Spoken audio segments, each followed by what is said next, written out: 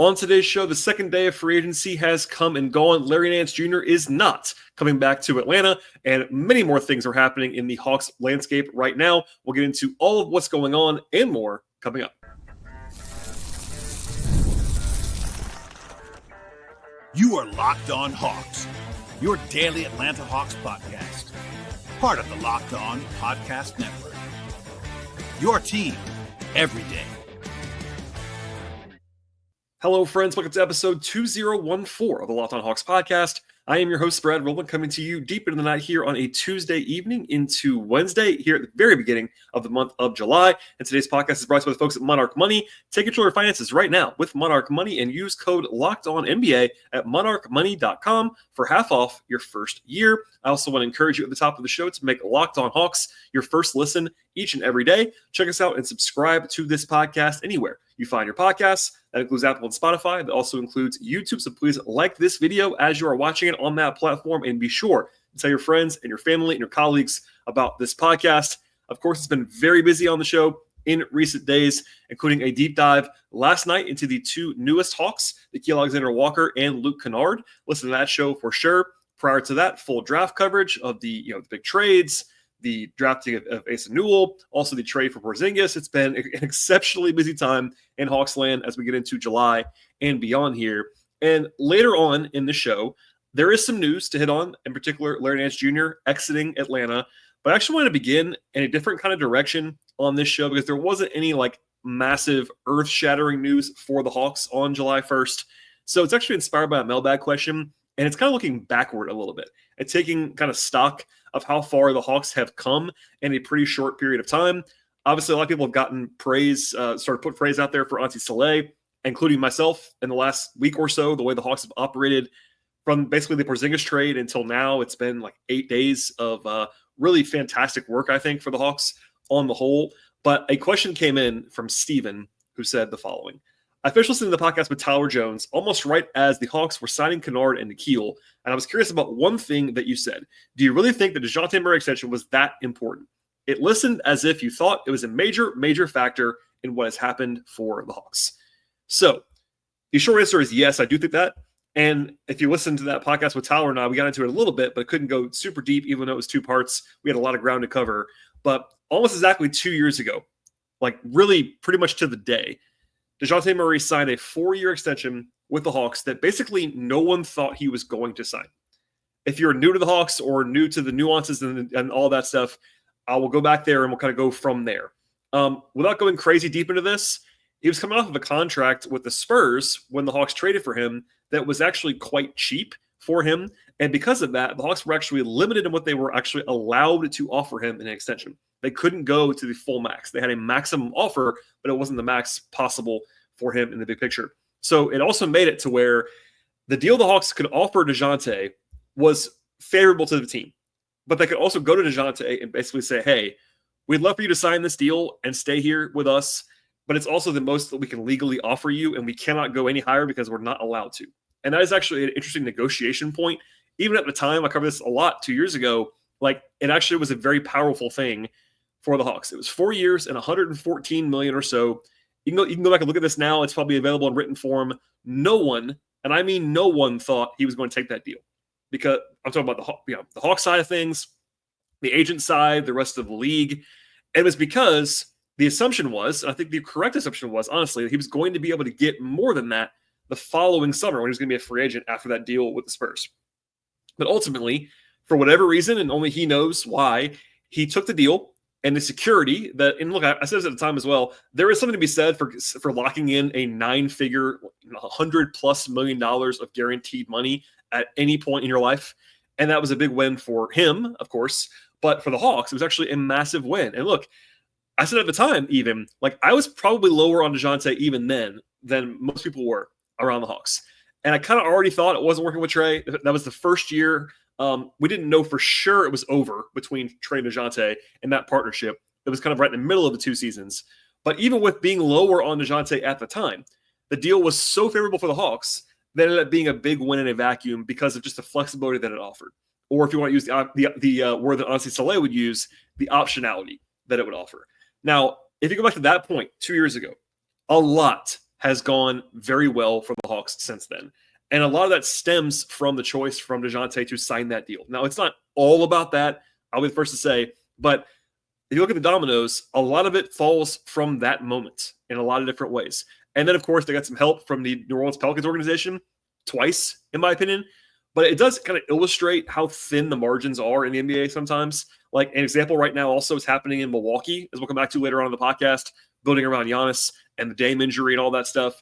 Also, Indiana just lost Halliburton in the finals for probably a year. Boston with Tatum's injury. It's not always injury related, but like you kind of just as a reminder, like Boston was at the top of the world a year ago. They won the title and also had a setup that was great for them for the future. A year later, they've traded Porzingis. They traded Drew Holiday. They let Luke Cornett go. They're probably going to let Al Horford go. Like it's a totally different thing based on just one little thing. And that's what happens in the NBA sometimes. I won't go through all of it, but to answer the question in more deep dive fashion, like the Hawks had a bad season the following year after DeJounte signed that deal 2 years ago. The next season was the one that was DeJounte's final season with the Hawks. They won 36 games in disappointing fashion. It was proven once and for all that year that the Trey and DJ partnership was just not going to work, and it had to change and be broken up. Trey also got hurt that year. He had the fluke hand injury, his first real injury of his entire life, basically. That's never good that he was actually out. But he also missed a bunch of time at the end of the season, and that actually kind of allowed DeJounte to put up a lot of big numbers that maybe helped his trade value. In addition to the super nice contract, he played a lot and had a lot of good numbers at the end of the season. And the Hawks were, as we all know now, 1 year ago now, able to trade him to New Orleans in a deal that I absolutely loved even at the time and praised it. Not everyone did, to be fair. It was not exactly a 100% approval rating, but that deal looks incredible now to get Dyson, Larry Nance Jr., and 2 first-round picks coming back for Murray. And right now, I think if you pull the league, Dyson would have more value than Murray by himself before he even gets to 2 picks and Larry Nance Jr. So that obviously went very well. Then that summer, a few weeks before that, they win the lottery and they get Ricochet. And look, I know Ricochet is not Cooper Flagg. He's not even Zion Buzz. He's not one of those kind of level guys, Anthony Davis or whatever. But it was still a good break to win the lottery from the 10 spot and get a guy that they wouldn't have been able to get at 10 and a guy that they like and that I like and that I think is going to be good for a very long time. Maybe not a superstar, but a good player for a long time. That was a nice break for Atlanta. Then this last season was relatively encouraging if you had the right projections and expectations for what they're going to be, basically. They got better despite not really pushing chips in. Dyson had a breakout season. Jalen had a breakout season until he got hurt. Onyeka played very well and kind of broke out at the end of the season. They were young. Trey bought in. That's a big thing as well. And it was a kind of a mild step forward while not ruining anything for the future. Then during the season, they had the ill-advised bogey trade along with 3 second-round picks for Terrence Mann. That was a move that I hated at the time. It ended up being not very good, but they were able to pivot out of that, obviously. And the other one was the Hunter trade, which I talked about a little bit with Tyler as well, but it was very complicated as far as a transaction to explain because he was having the best year of his career. Like Hunter was playing very well, and I laid it out then. Look, a lot of the grading of that deal was never going to be able to be done until we saw what the Hawks were going to do with the flexibility that they created in that trade. I know that it's hard to kind of think about it that way sometimes, but it wasn't about the return of the players. Obviously, it helped to get Karis LeVert, who's a good player, helped to get George Niang, but it was much more about getting off of Hunter's contract for the future and having the flexibility, the optionality to kind of pivot around that. And this happened last night on the show as well. But that move was one that could not be fully graded, but also it kind of led to a lot of different things. A lot of stuff the Hawks have done in the last few weeks could not have happened in the same way if not for the Hunter trade. So, which is also tied back to DeJounte and all that other stuff. That brings us to now, which I've already chronicled a lot over the last week and a half, so forgive me. But again, the Porzingis deal does not happen without the Hunter deal. They had the expiring money with Niang to send to Boston. That actually Boston wanted that expiring money to cut salary. They had the expiring with, also everything else as far as the financial bandwidth to be able to add in Porzingis, not go deep into the tax because they already had gotten off of Hunter's contract. That was big. And the same thing can be said for Alexander Walker in that deal. Yes, they lost LeVert, which has to be noted. That's a loss that matters. But I think Alexander Walker is an upgrade on LeVert, and he's also 4 years younger than LeVert. And they were also able to get Kennard because, in part, again, they had the flexibility of not having Hunter's deal on the books for next season at $25 million. That stuff all matters. So one more thing here. They were also able to go back to New Orleans and make a home run trade on draft night to move down only 10 picks, acquire a potential top 5 pick in next year's draft, and then restock the cupboard. So fast forward to now, 2 years ago, it would have been absolutely unthinkable that the Hawks would now be in this good of a shape for the draft only. Before you even get to the roster, just say, hey, can the Hawks be in a good, positive spot for only draft assets without trading Trae Young, basically? And the answer was unlikely. But hey, now they've done it. That is 100% the case now. Keep in mind, they overpaid for Dejounte in the first place. They gave up a lot in that trade. And the downside scenarios were pretty ugly, honestly, with all the picks going to San Antonio and where they were and the swaps and Wemby going there and all of that. But they have now a first this year that they just used on Ace and Duel. Even after making the 2 trades, they still had a first to spend. They used it. They have 2 firsts next year, including that super high upside pick from Milwaukee or New Orleans. They have a first in 27 from New Orleans or Milwaukee as well. They have an extra first in 28. And then they have their own picks as normal from 29 to 32. So the Hawks are now in a clearly positive position in the draft in a way they definitely were not 2 years ago. So again, I'm not trying to say it all stems from Dejounte 2 years ago, but if you start the clock at the day Murray signed his extension 2 years ago, and then look forward and how the way that they kind of have dug themselves out of the original sin, basically, of that trade for Dejounte, he extends, they're able to trade him, et cetera, et cetera, et cetera. And look, how good will they be this year is a topic that we'll be talking about all summer long. They've drawn a lot of praise in the last couple of days for hey, this is a real home court advantage level team in the East. And by the way, I agree with that at this point in time. They got to prove it. They haven't done with this group. But all that said, organizationally, for the present and especially the future is so much brighter now because of a lot of what happened in the last 2 years. So it's kind of a different opening segment than I would normally do on the podcast. But I got the question. I was like, you know what? It really has been a kind of journey over 2 years to kind of get from where they were, which is a pretty, uneven point 2 years ago, to now with a clean cap sheet, positive picks, a young roster that's talented. Again, no bad picks. Still have Trae on the team. You have star power. You have really good players, up-and-comers. It's a pretty good spot to be in if you're the Hawks, and a pretty exciting time if you ask me. All right, there's some news to get to, as I will touch on in a second with Larry Nance Jr., as well as some Myles Turner fallout that actually has to do with the Hawks, and a look ahead to what else is to come in free agency. All this coming up in just one moment. Today's show is brought to you by Monarch Money. Do you ever wish that managing your money felt just a little bit easier? Well, with Monarch Money, it absolutely can. Whether you are growing your savings or planning a big purchase, Monarch Money puts you in the driver's seat. It's like having your own personal CFO, giving you full visibility and control over your finances. And at Monarch Money, it's more than just a budgeting app. It's a complete financial command center. You can track all of your accounts, your investments, and your spending all in one place. So in addition to managing your money, you're also building wealth, which is, of course, very important. Having financial tools all in one place actually makes things easier and more convenient, so there's actually no wasting time juggling multiple apps across the board. And if you're anything like me, honestly, you might have a ton of subscriptions piled up from the past, and Monarch Money can help clean that up as well in a hurry and have your everything be just right at the fingertips and be so convenient and easy to use. Take control of your finances right now with Monarch Money and use code LOCKEDONNBA at monarchmoney.com for 50% off your first year with Monarch Money. One more time, the place to go is monarchmoney.com. The code is LOCKEDONNBA for half off your first year. All right, and the Hawks did have some news on Tuesday. Nothing that was quite the same volume level of attention and spotlight as Alexander Walker or even Kennard, honestly, but the Hawks had someone actually leave the organization on Tuesday. Again, none of this is officially announced, but this is happening. Larry Nance Jr. is going back to Cleveland. I will not pretend to know what Larry is thinking, but the entire time, honestly, I thought the single biggest threat to the Hawks, barring someone like just spending a bunch of money, if all the money was the same or close to it, the biggest threat to the Hawks was the Cavs with Larry Nance Jr. The reason for that is the following. He was born in Akron. He grew up in Ohio. His dad was a star player for the Cavs back when I was very young. He already played there once in his career. And more importantly, even potentially than that, it's a meaningful role on a team that is currently projected as the Eastern Conference betting favorite at FanDuel. So the Cavs have Evan Mobley and Jared Allen, but not much else as far as bigs. Like, he's their third big pretty clearly right now. And he projects to play some there. And again, that's a good team. He gave a quote to Mark Spears of Anscape that says, quote, "I'm just happy to be able to give all I have to help my hometown team challenge for a title," end quote. So obviously no press conference yet from Larry. We don't know all of his thoughts, but this is a blow to Atlanta. It's not catastrophic. It's not disastrous. I thought he was the most likely person for the Hawks to sign for that kind of third center, fifth big role that they have available on their roster.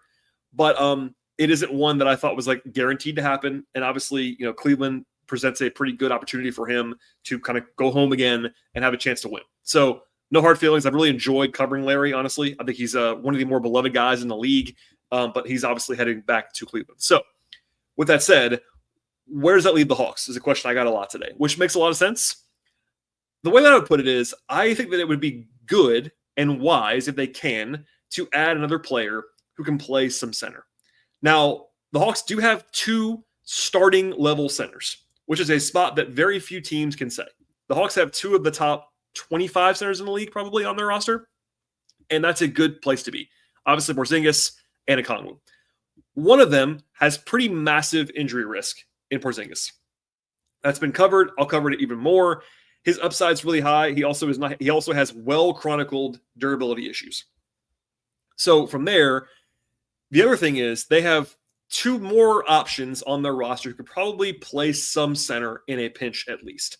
And right now, that's Mo Gay and Asa Newell. Both of those guys are very young, and both of those guys are probably better suited to the 4 than the 5 right now. Now, they are combo bigs, but they can play some 5. But for instance, Mo, I know for a fact, having talked to the Hawks for years now about Mo, they always have viewed him, and maybe they'll change, but they've always viewed him as a coaching staff, as a front office, as primarily a 4. And you've seen that. Last year, at the end of the year, they finally broke the glass and they played up at the 5, but it was almost out of desperation because they had no other options. This is, again, with Nance out and Capella out, and they kind of just had to try it, and it went fine. I think Mo can play. I like Mo Gay, but I think he's mostly like a 4.5. He's kind of a 4 on defense and a 5 on offense. It's kind of an interesting pairing. Newell is also kind of a tweener, and I don't mean that in a negative way, but I don't think you probably want him necessarily anchoring your defense at the 5 on a team that's trying to win as a 19-year-old rookie. It's not a shot at him. It's just where they are. So they had 2 guys that can certainly play there, but I think, if it came down to it, opening day was tomorrow, this is the roster, you'd obviously probably play 48 minutes with either Porzingis or Okongwu at center. But there will be nights. There 100% will be nights when they don't have both those guys available.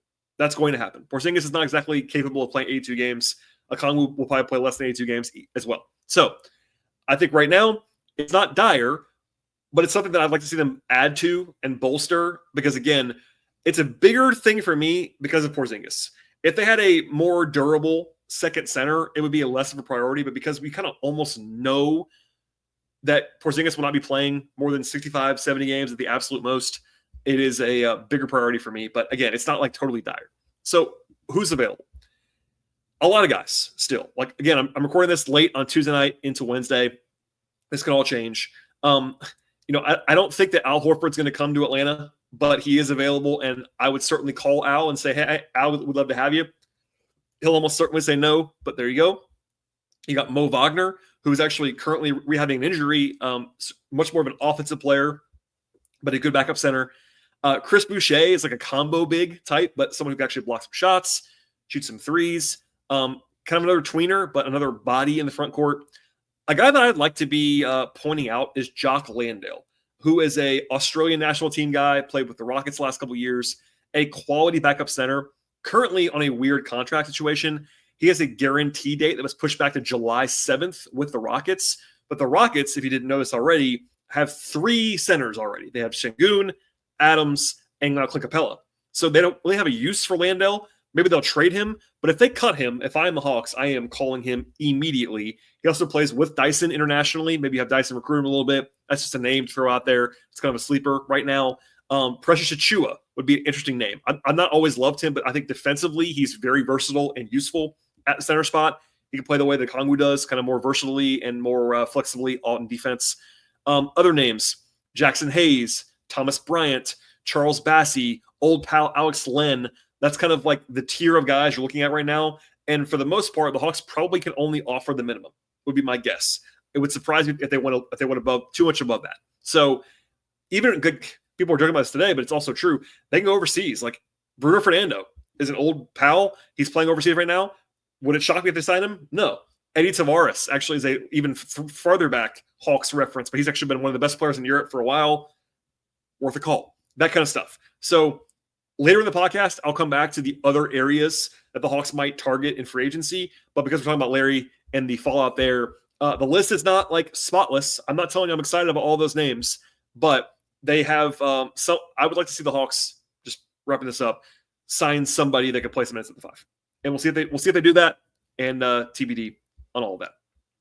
Elsewhere, this is less of a huge news thing, but it's kind of relevant to the Hawks right now. And that is that the big shock of the day on July 1st in the NBA was Myles Turner signing with the Bucks. That was not on the radar for literally anyone. That's one thing that's shocking. The other one is how they actually got the space to do that, because they didn't have cap space. They ended up stretching Damian Lillard's contract, a massive deal over 2 years. It's now a 5-year stretch for more than $100 million of completely dead money. When you stretch someone, there's nothing you can do. It's on your books no matter what. So it's a crazy move by Milwaukee, not expected. It's a desperation move to probably try to keep Giannis happy and compete more. They are better, obviously, now there. So look, the reason I'm bringing this up now is because this is not a Bucks podcast.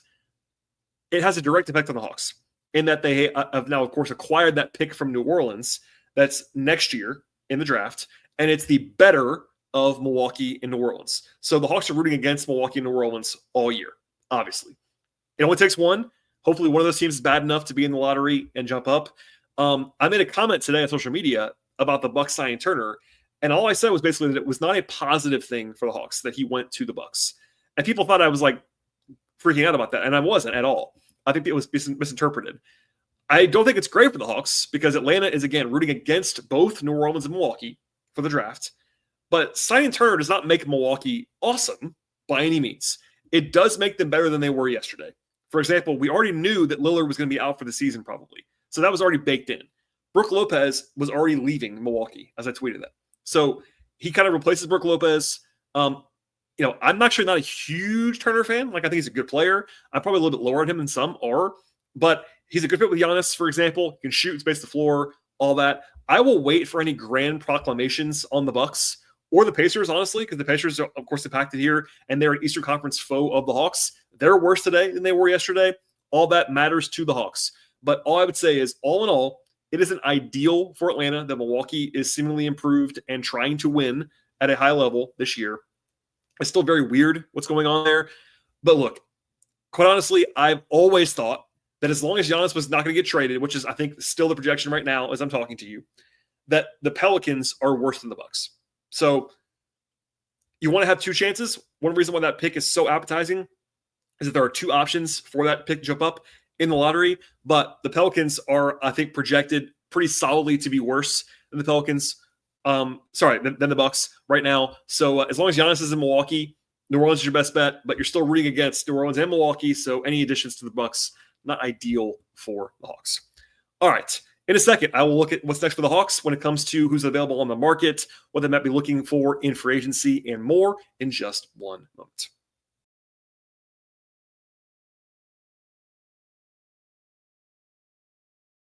So at the end of the show on Monday evening into Tuesday, which was the Alexander Walker and Kennard reaction episode, I briefly said kind of what the situation was for the Hawks when it comes to their roster. I won't go through the entire thing again, but basically they have a very, very clear top 7. They have 7 starters, basically, for me.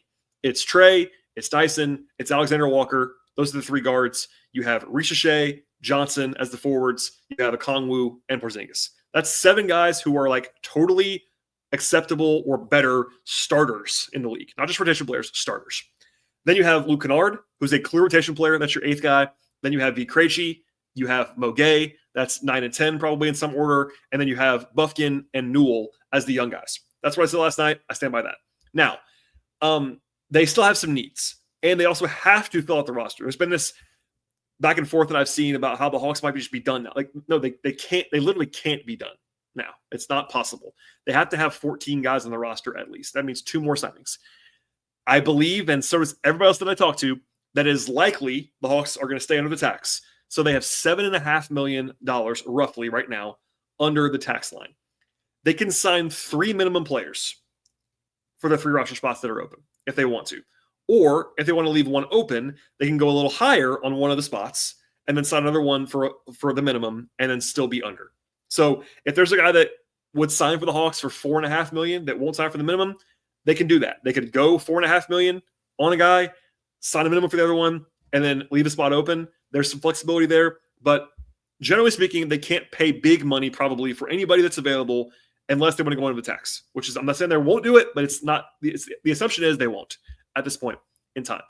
So I discussed already the bigs earlier in this podcast about like the potential kind of quote Larry Nance Jr. replacements, the third center, fifth big kind of players to add. There are two more like role archetypes that the Hawks could certainly use some help with right now. One of them is like someone who could play the 3 of the 4, like a bigger wing forward type that could particularly play defense, I would say. That is a priority for me. And the other one is a backup point guard type, which I think is less urgent. But anyway, as far as the backup wings and forwards, not a huge group of guys that you probably know a ton about. I tweeted about 2 of them today. Jabari Walker from Portland is a guy I like quite a bit, and Amir Coffey, who's a little bit of a smaller one. Walker's like more of a 3-4. Coffey's more of a 2-3, but both guys have pretty good size. They're nice buy low candidates, could be cheap, reasonable rotation players, guys that I like. Also, I would say Cody Martin is a name that I would throw out there as a potential addition. Torrey Craig is an older guy, but certainly can defend and is a little bit bigger, more physical. Lamar Stevens, former Penn State player, like certainly a good defender, good athlete. Again, nothing great there, but just some names to monitor that are at least somewhat available on the market as of Tuesday night into Wednesday. And again, not for any, like in a perfect world, those guys don't play for you. Or maybe they do a little bit. But right now, behind Ricochet and Jalen, they don't really have a lot of physicality. I think Alexander Walker and Dyson can both play the 3 defensively, but they are not the biggest guys. So like if you're facing the guy, like let's just say, for example, Orlando. Orlando's got Paolo and Franz. Yes, I think Alexander Walker and Dyson can guard either one of those guys, but they're not as big as those guys. If you want to have some more options against bigger forwards, I think another guy that could defend those guys would be helpful. Ricochet, I think we'll get there. He's still pretty slight at this point in time. So one more body there would be helpful. Backup point guard is the other one that I've been talking about a lot the last couple of days, especially last night. And there is a debate happening right now that I actually understand all sides of, honestly, about whether the Hawks absolutely have to sign another point guard. And I kind of go back and forth. For me, it isn't an absolute have to because of multiple factors. For one thing, they have a lot of ball handlers. Now, nobody that I would say is incredible beyond Trey, but they have 4 or 5 guys who have played point guard in the NBA on their team right now, beyond Trey. In no order. Dyson, who played point guard a lot last season on the Hawks. Nickeil Alexander-Walker was a point guard all his career, has played point guard plenty. Luke Kennard is a comfortable ball handler, initiator, played point guard last year in Memphis at times with Desmond Bane. That's a guy who can handle the ball a decent amount. Vit Krejci has done it as well. Much more of a non-point guard, but like more of a ball mover, but certainly can play the role. And then Bufkin is probably the closest thing to a natural quote-unquote point guard of that group. That's 5 guys who've all played the position to some degree. Then you throw in Jalen Johnson, who isn't a point forward, but he can initiate actions. So if Trey's off the court, if you're playing 3 of those 6 guys together, you have enough ball handling, I think. Now, I do also think if you could add another point guard that you like, I would probably do it for the insurance. If something happens to Trey or whatever, you want to have a little bit more insurance. And similar to what I just did with the wings and the forwards, here's some names in no order. If they're available still by the time you listen to this podcast on Wednesday. Spencer Dinwiddie is one. A veteran, bigger guy, can play a little bit of point guard, initiate some offense. Ryan Rollins, who was, I would say, surprisingly had the qualifying offer pulled by Milwaukee. It's a young guy, but certainly a talented guy. My old friend DeLon Wright has to be on this list. Obviously, I love DeLon, always will. Cam Payne, Cole Anthony might be bought out and could be available. Jared Butler, I've always liked. He is now available in free agency. Money Morris is a very typical, like boring in a good way backup point guard, low turnover guy. Jeff Doughton, Jordan McLaughlin, I've always liked. Delano Banton is not really a point guard size player. He's actually like 6'8", 6'9". But if they want to go with another guy who's actually kind of long and lanky and can play defense and also run point guard, he could do that. And then honestly, they could just sign Keaton Wallace. I am probably a little bit lower based on my mentions than some Hawks fans on Keaton Wallace, but Keaton was a totally acceptable 15th man level player last year. If he'd sign a two-way, and by the way, he's a two-way qualifying offer free agent right now. If he'd sign that tender on a two-way, you'd love that. That would be awesome. You also have Lamont Butler, similarly situation, smaller guy, point guard. I discussed this extensively earlier this week, so I won't do the whole thing out, but all of the two-way slots for the Hawks are very fluid. I actually wrote a post at patreon.com/BT Rowland about this on Tuesday, but there's a lot of uncertainty with the two-ways, and if Keaton wants to sign one of them, for me, that's an instant yes if I'm the Hawks. So there are options. Even guys, and by the way, the list that I just gave on both the forwards and the point guards is not like a comprehensive list. There were guys I'm sure I didn't list that might be on the radar. Guys from overseas, guys who might get cut in the next couple of days. It's a fluid situation. Once the initial tidal wave of moves happen, which has now happened in the last 2 days, it often slows down quite a bit. It's July 4th holiday coming up. It might get into kind of being a neutral now on the market, but we'll see. But what we do know is the Hawks have to sign at least, or I shouldn't say sign, acquire at least 2 players, either by trade or by signing between now and opening night. You got to carry 14 and then 3 two-ways. Always up to 3, and they should carry all 3. That'd be dumb not to. So a lot of moving parts, but a good top 12 that I like at this point in time. At some point in the next week or two, we'll probably do a bigger picture, like how good are the Hawks discussion. That's definitely relevant right now. I'm holding off on that for a little bit more clarity on what the rest of the league looks like. But the answer is I'm pretty encouraged at this point in time. And also I have hopefully guests lined up to talk about Porzingis, Alexander Walker, hopefully some post-draft stuff, some summer league stuff. I'm heading out to Las Vegas in only a few days now. We're getting close. So please stay tuned for all of that. Hopefully it was a interesting kind of first segment today, looking back at the last 2 years and kind of where the Hawks were and where they are now and where they kind of come from. And that was a nice little look back. But I enjoyed that. Hopefully you did as well. Please subscribe to the Locked On Hawks podcast anywhere you find your podcasts, Apple, Spotify, YouTube, etc. Follow the show on X/Twitter at Locked On Hawks. Follow me there at BT Rowland. I am also on Blue Sky at BT Rowland. And please follow my non-podcast work about the Hawks. It is at patreon.com/BT Rowland. All right, everybody, enjoy your Tuesday evening into Wednesday. And we'll see you all later on this week.